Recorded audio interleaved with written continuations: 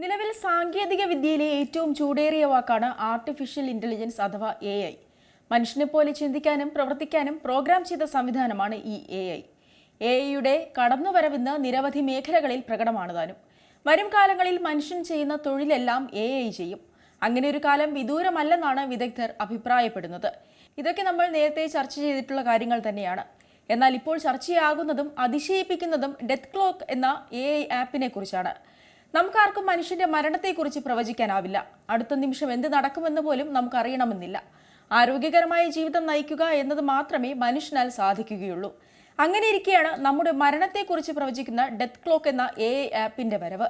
ഉപയോക്താവിന്റെ മരണത്തീയതി കൃത്യമായി പ്രവചിക്കാൻ ഈ ആപ്പിന് കഴിയുമെന്നാണ് ഇതിന്റെ നിർമ്മാതാക്കൾ അവകാശപ്പെടുന്നത്. ജൂലൈയിലാണ് ഈ ആപ്പ് പുറത്തിറങ്ങിയതെങ്കിലും ഇപ്പോൾ ഈ ആപ്പിന് ഉപഭോക്താക്കൾ വർദ്ധിച്ചു വരുന്നതായാണ് മാർക്കറ്റ് ഇന്റലിജൻസ് സ്ഥാപനമായ സെൻസർ ടവർ പറയുന്നത്. നിലവിൽ ഏകദേശം 1,25,000 ഡൗൺലോഡുകളാണ് ഈ ആപ്പിനുള്ളത്.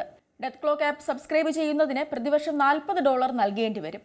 ബ്രെൻ ഫ്രാൻസനാണ് ഈ ആപ്പിന്റെ ഡെവലപ്പർ. ഒരാളുടെ മരണത്തീയതി പ്രവചിക്കുന്നത് ഏറ്റവും പ്രധാനപ്പെട്ടതും മറ്റുള്ളവരെ സ്വാധീനിക്കുന്നതുമായ കാര്യമാണെന്ന് അദ്ദേഹം പറയുന്നു.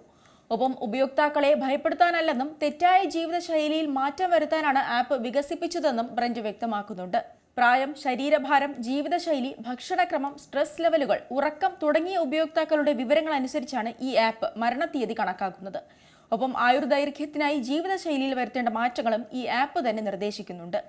ഏകദേശം 53 ദശലക്ഷത്തോളം ആളുകളെ കേന്ദ്രീകരിച്ച് നടത്തിയ 1200-ലധികം ആയുർദൈർഘ്യ പഠനങ്ങളുടെ അടിസ്ഥാനത്തിലാണ് ഈ AI ആപ്പ് വികസിപ്പിച്ചിരിക്കുന്നത്. ഗ്രിം റീപ്പർ ചിത്രമുള്ള ഒരു ഫെയർവെൽ ഡെത്ത് ഡേ കാർഡാണ് പ്രവചനത്തിന്റെ അവസാനം ലഭിക്കുന്നത്. പ്രവചനത്തിനപ്പുറം ഇതിന്റെ ഡെവലപ്പർ സൂചിപ്പിച്ചതുപോലെ കൂടുതൽ വിപുലമായ ഉപയോഗങ്ങൾ ഉണ്ടാകാൻ സാധ്യതയുണ്ടെന്നാണ് പലരുടെയും വിലയിരുത്തൽ. മനുഷ്യന്റെ ആരോഗ്യം സംരക്ഷിക്കുന്നതിനപ്പുറം സാമ്പത്തികമായ കണക്കുകൂട്ടലുകൾക്കും ആയുർദൈർഘ്യം പ്രധാനമാണ്.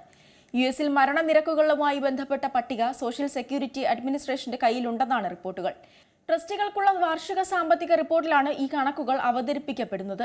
അതിനാൽ തന്നെ പുതിയ അൽഗോരിതങ്ങൾക്ക് കൂടുതൽ അനുയോജ്യമായ കണക്ക് നൽകാൻ കഴിയുമെന്നാണ് ബ്രെന്റ് ഫ്രാൻസൻ പറയുന്നത്. അതേസമയം ഏതൊരു കാര്യത്തെയും പോലെ ഈ ആപ്പിനും സമ്മിശ്ര പ്രതികരണങ്ങളാണ് ലഭിക്കുന്നത്. ചിലർ ഈ ഡെത്ത് ക്ലോക്ക് എന്ന ആപ്പ് പരീക്ഷിക്കാൻ ഒരുങ്ങുമ്പോൾ ഇത് തട്ടിപ്പാണെന്നാണ് മറ്റൊരു വിഭാഗത്തിന്റെ വാദം.